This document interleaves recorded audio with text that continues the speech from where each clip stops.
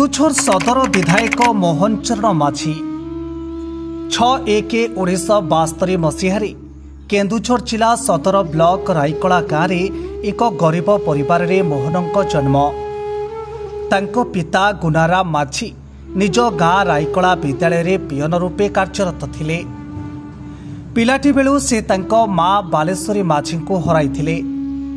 घरर बड़ पुओ भावे तांको उपरे पड़िथिला संपूर्ण परिवारर दायित्व। तांको तले तांकर जड़े भाई पूर्णचंद्र माझी और भौणी रासमणी माझी थिले।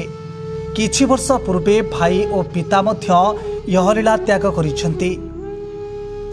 निज गाँठू 5 किलोमीटर दूर झुंपुरा को से चाली चाली जाई ट्यूशन करी घरर गुजराट मेंटाउथिले।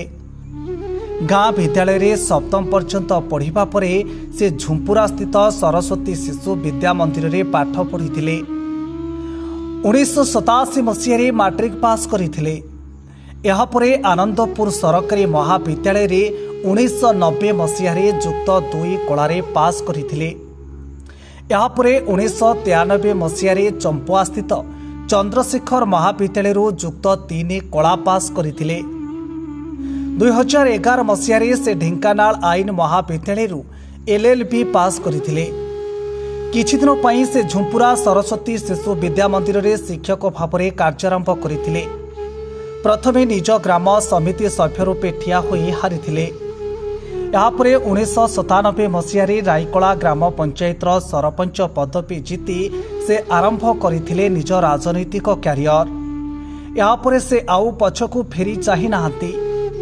प्रथमे 2000 मसीहा परे 2004 और 2019 मसीहा एवं 2024 मसीह चतुर्थ थर पई सदर विधायक भावे निर्वाचित होइछंती।